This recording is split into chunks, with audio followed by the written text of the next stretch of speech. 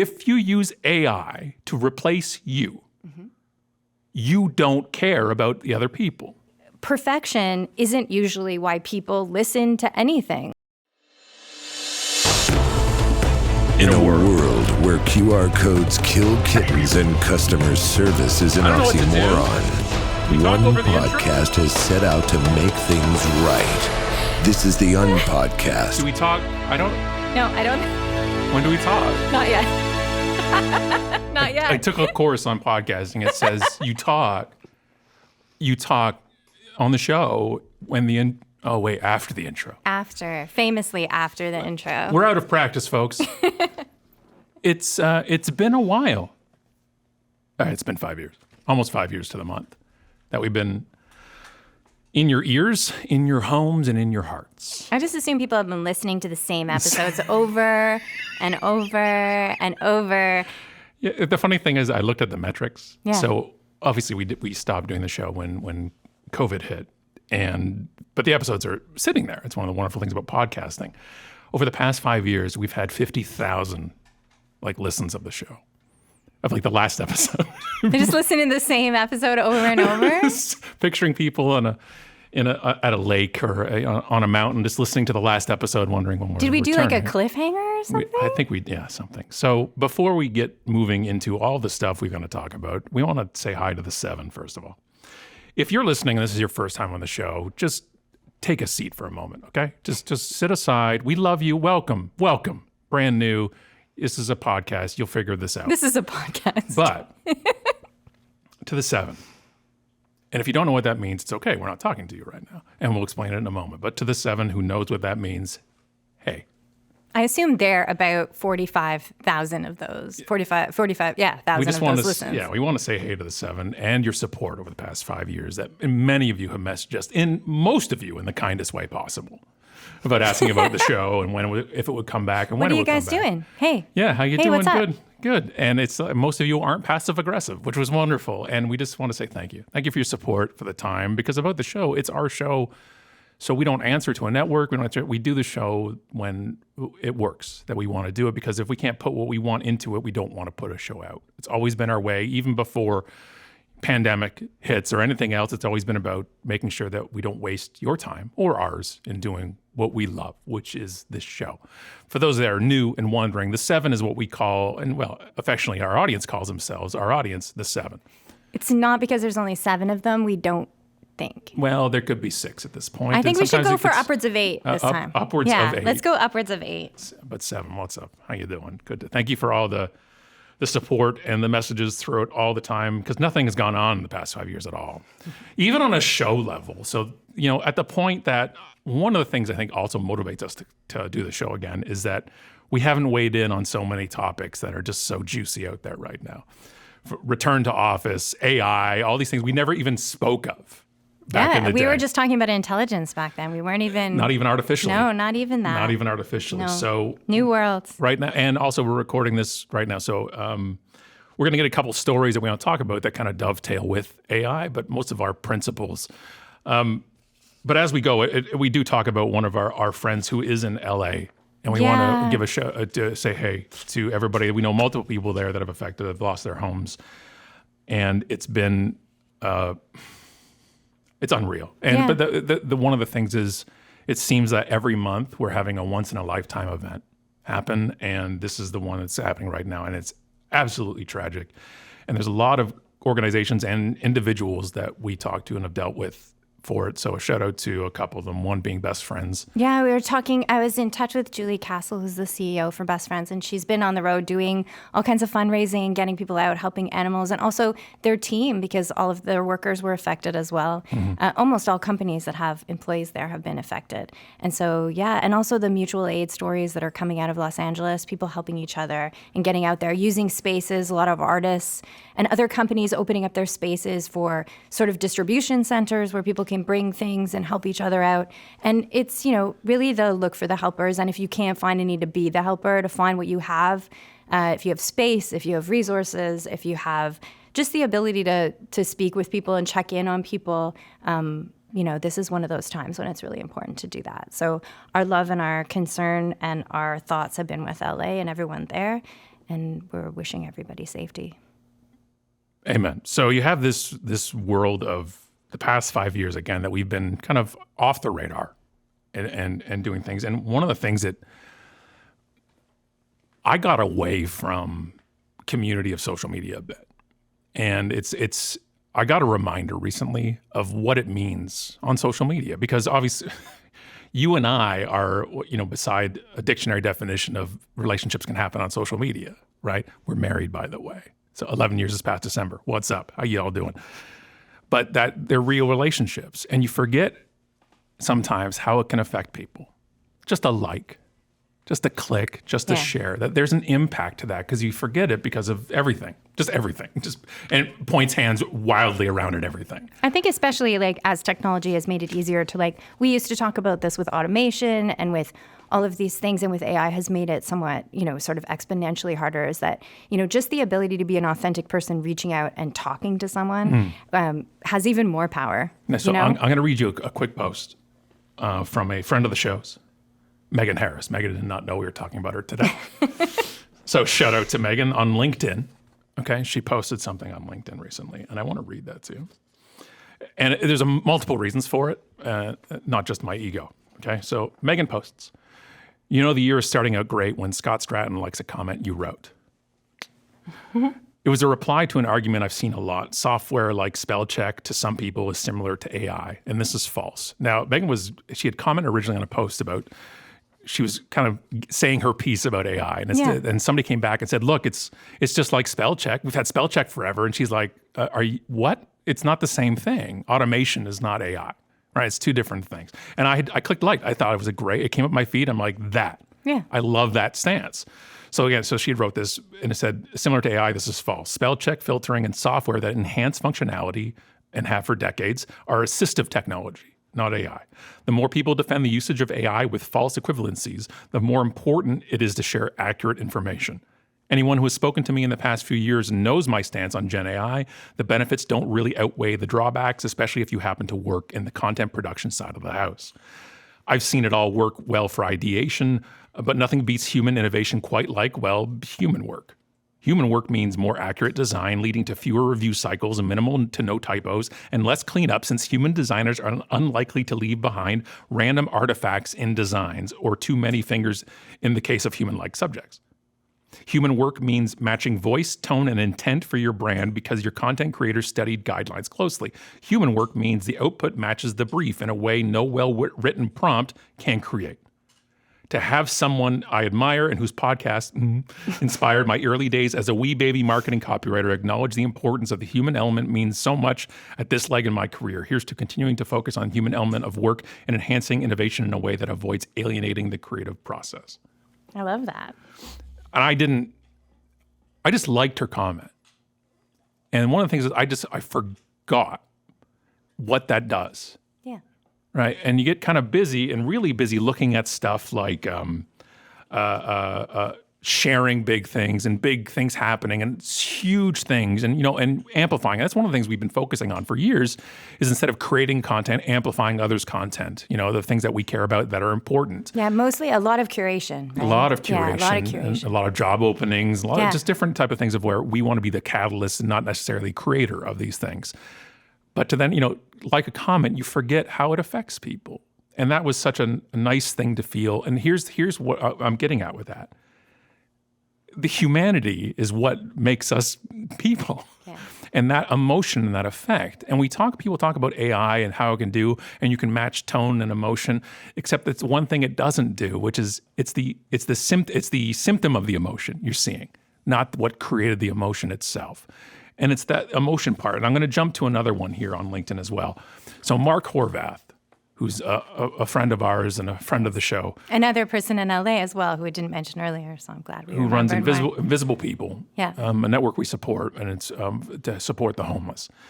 And so Mark had posted, and he's doing a lot of posting recently with the fires in LA. But this is just a little while ago. He had posted something on LinkedIn, and he said, I woke up sober 10,585 days in a row now. It makes today 29 years. And he's asking for $29 donation for it. Mark this is all he does. We've known Mark for 15, 18 years now.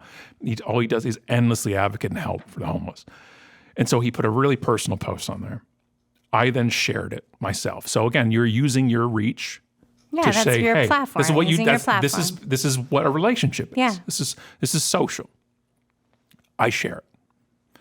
I put it to my network, and I've been working on LinkedIn for a long time now, getting that network out there, and I want to use it for good. Yeah. And I share marks. Okay. On the shared post, somebody comments, which again is social media. This ain't new, right? We've been doing this for a long time. Yeah. And this gentleman says in a comment, it's inspiring to see how he navigates challenges with strategic insight. Thanks for the post, Scott Stratton, and I'm tagged. It highlights the importance of collaboration and talent developing and achieving operational excellence. Engaging with leaders like Mark can truly transform organizational culture and performance. It's weird, right? That's a weird comment. It's weird. That's a weird, weird comment. And I'm like, hang on a second. That doesn't sound human. Yeah. That sounds like a lot of buzzwords thrown up into That sounds a row. artificial to me. It sounds artificial to me.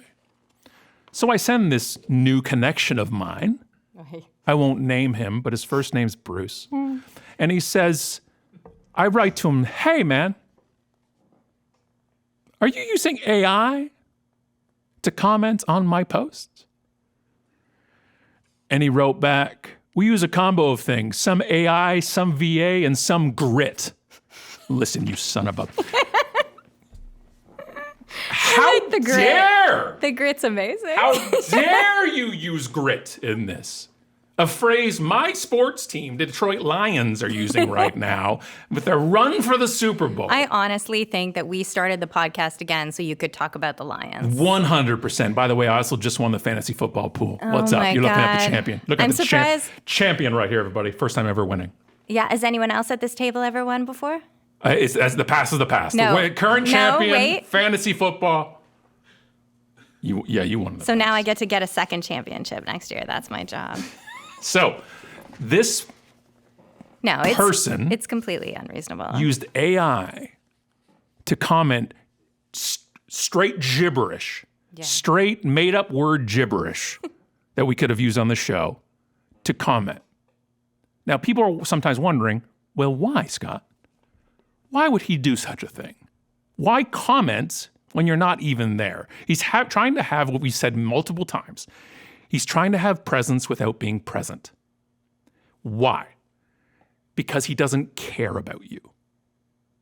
If you use AI to replace you, you don't care about the other people. No, he just wants to show his engagement. You're a leech. Yeah. Now back in I saw a few other people commenting about it, that there's it's become like a thing. Yeah, you're if a you leech. read through the comments on LinkedIn more and more, they're just weird. Like there's a weirdness to it, and it's inappropriate, and a certain inappropriateness to it that is so obvious right now. And that, but I also see the opportunity there, right? Which is, I think, what's important. And one of the things that we're focusing on is, yes, we can talk about the dangers and we can talk about the practices as well. But there's also an opportunity, because when you are yourself and you come there and you have a conversation with somebody, it stands out so much, you said. And I think that that's the same message as what we talked about when everyone was automating their messages, right? It's what's so important that you have to say it. Why is it so important to this person that he engaged with Scott Stratton but it's not important enough that he actually has to write a sentence? Yeah, for me, it's always for me in my brain, it's what's my hook with AI in my brain, right? And really, for me, it's automation, not imitation. It's ideation, not imitation. It's stop trying to replace you. Yeah. In it. That's one of the main issues. And this is the whole thing. It's rampant on LinkedIn, but it's like going to a networking event. But instead of a mannequin that we used to talk about when it comes to scheduling things and a mannequin, now it's a cyborg. Yeah. It's just creepy. And it's the creepiness has remained. And though. look, networking events are already creepy. Can I get a look around the room of networking events itself? You rather take a nail and shove it straight up your nostril than go to a formal networking event. Yes or no? Yeah, are we good? Yeah, good. We're having a networking event right now. I don't mind people. I like them sometimes. I love them too. I love them too when I'm on stage. I love people when I'm on stage. I love that type of community. I don't think stage where I talk with a counts. microphone and I can't hear you. I don't think stage counts. Right. But this is, so with a networking event, so because LinkedIn is just a big, giant networking event. Yeah. That's what it's supposed to be. It's supposed to be a business networking But no one's event. actually there. And you just sent your robot. You just sent your weird mannequin cyborg that you're like, this is what people do. And you're like, and you're partially Steve Buscemi from that meme was like, hello, fellow kids. I'm cool too. You're showing up to a place that didn't ask you to come. Yeah. Right? And all the robots are talking to each other. You're a leech.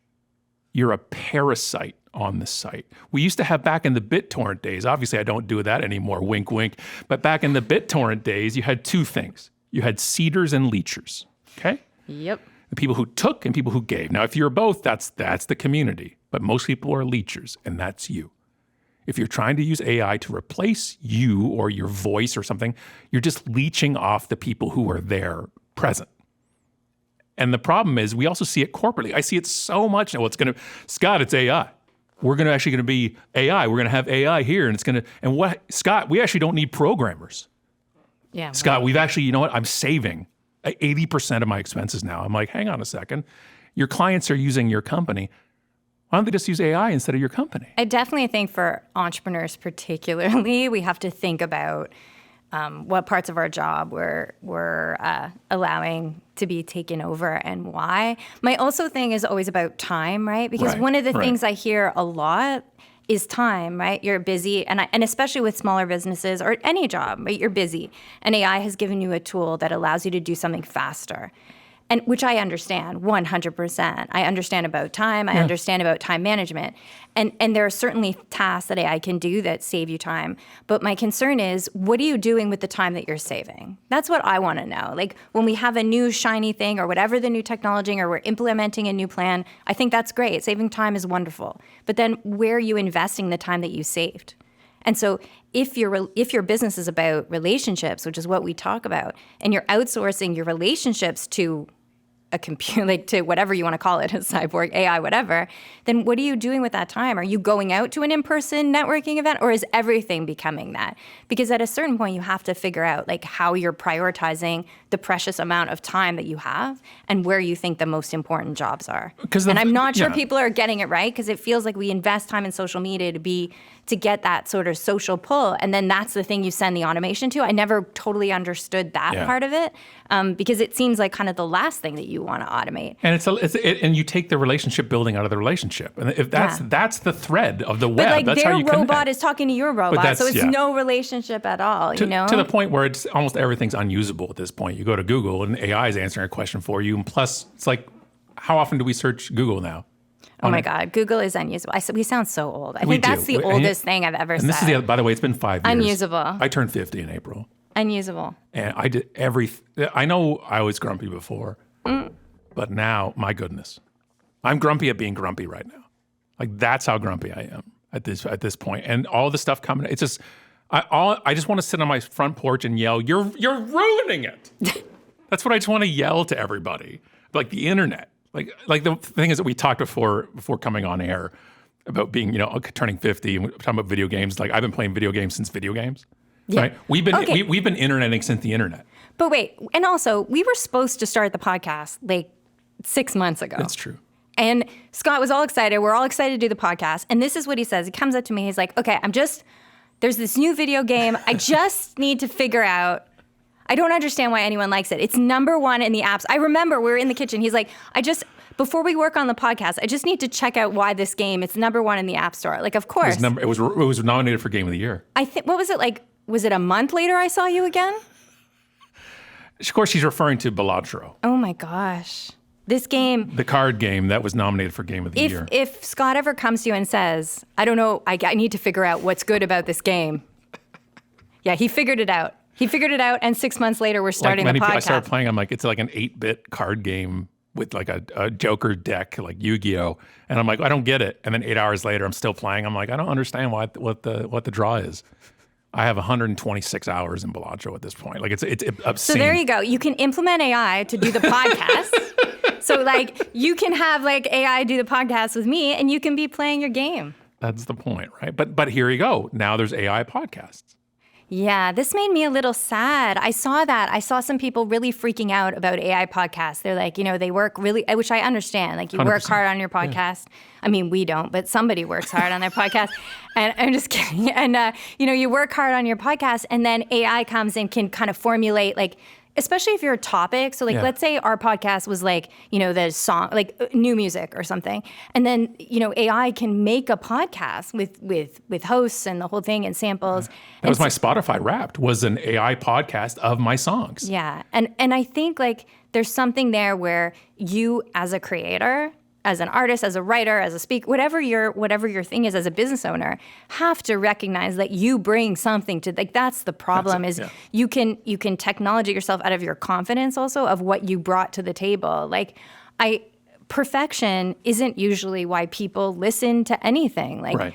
I don't think anyone's going to listen to something and then think, like, it would have been better if they'd said whatever jumble of words was in that LinkedIn, every buzzword in the podcast. Present company excluded, though. I think they do listen to the podcast just for the perfection of it. But still, yes. But do you know what I mean? Like, 100%. I think that our faults are what makes us human. But I feel like we aren't only our tools. Like, I think that especially we love innovation. We talk a lot about technology. We talk about platforms. And we're going to talk about lots more of them, because there's certainly been a ton of things that have happened, in 5 years. And innovation today is like every week. Like, we record every 4 weeks. And I'm like, the pace of that even has changed, fast, right? And so we have to think about recognizing that we have to be more than the tools we use, that we can get excited about technology, we can get excited about platforms, we can add all these things and learn about them, but also what we make the work happen. We are the propeller, we're the thing that brings it to the table, and we're also the thing that makes it special or unique, and that there's power in that, in recognizing that keeping yourself front of mind, keeping what you bring to the table, and remembering that people want that's what makes it valuable. That there's so little risk. Like, we see this, like, risk-averse advertising, risk-averse, and some of what's risk-averse is the automation, right? We'll check the safe words, we'll make sure it's all, but that's part of the area I originally first thought, I'm like, it's going to be screwed with it, because it was like commercials.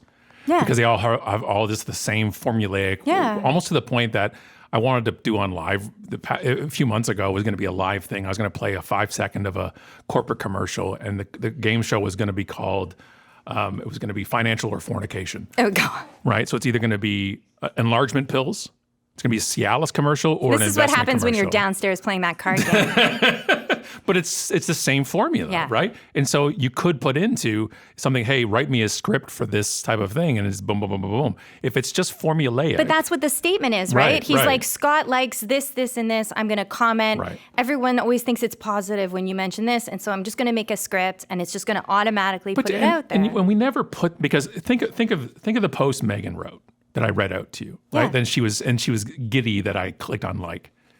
Just think about this for a second. Imagine I didn't like it. It was AI. That's the other thing. It's a bit of a bait and switch. And she posts that. Yeah. And then I told her, hey, by the way, it was actually AI. Yeah. Except you don't talk like a... No, but you'd be crushed. Buzzword robot. Yeah, but I didn't comment, though. I just clicked like. You can automate that. That's true. Yeah, I guess so. Oh, gosh. What a nightmare that is. How crappy would that feel to you in your gut? Like, I felt crappy about this guy doing it on Mark's post to me. I'm like, you're playing with people's emotions. When you click like or when you comment, there's this endorphin that goes off too, saying, I'm relevant. But that's part of the chasing of the followers and the likes and stuff too, in that, one like or one comment from the right relationship can do more for your business. Yeah. It can do more for the marketing that you have than fake likes from 100 people, right? Yeah. Because it doesn't have any basis to it. Back to the metrics, like we've always talked about years ago and years now, it still kind of runs with that. But it hasn't changed, and that's what's sort of crazy about it, is that it's because those are the two sides of the coin, right? Like, for example, maybe I guess like now it's almost 2 years, but I have a Blue Sky account, right? So you see people coming onto a new platform, and the first thing they want to do is try to replace, right? It's all about building my following. And I get that. I understand we spend time, we build, we want an audience. But also, like, social, instead of focusing on you, maybe it's about learning who you can give back to. Yeah. Like, I mean, when was the last time you liked something and as a person, actually went in and read comments and liked them. It's my favorite. It's one of my favorite things about followed when and you talk to shared. people about social, and you really focus on this. I really love this every time you do it. Was you flip it on them when I'm when people are like, "Hey, I'm not getting enough tired. likes for this," and you're like, "How often do you go and like somebody else's stuff? How often do you seek out things to share?" And versus saying, "Why aren't they doing it for me?" And it's like they look at me sometimes like I'm crazy. And I'm like, I'm sure you have an automated system that goes in and likes everything with the keyword of your day and everything, but this isn't real. Like, you have to, I realize we broke it, but it's an ecosystem. And you can build it in your own spaces, right? You can build it even in your community where you're sharing your content. Answer people. Really you, not pretend you. And you can like this show at any fine place that you but put in should everything you? else, but you shouldn't exactly. But should you? That's the first episode. That's crazy. We back. Hey, let the world know we back up. Can somebody put the word out somewhere? How do you put the word out in Oakville? I'll get AI on it. AI, yeah, put it out there. Okay. Thank you all for patience and hanging out and waiting. for patience. We appreciate you all. It's nice to see you again. It was nice to see you. I haven't seen you in forever. You look great. I've missed you. Haven't changed a bit since 2017. And the whole crew here, we missed you all too. Thank you for coming. We don't allow Wayne on the microphone right now. We say it's a tech issue, but honestly, though, no, he'll be back. We've already had enough of Wayne, and we just came back. We just see, I can almost hear him there a little bit. He's muted. He can't do a thing right now. So here's to. I'm here. Oh, there he is. Hey. Yay! Wayne's here too. All right. It's the year of upwards of 7. Year of upwards of 8. Upwards of 8. Upwards of 8. Thank you all. Take care. Next week. Take care, guys. Be sure to subscribe to the podcast on iTunes and visit theunpodcast.com. And remember, friends don't let friends use QR codes.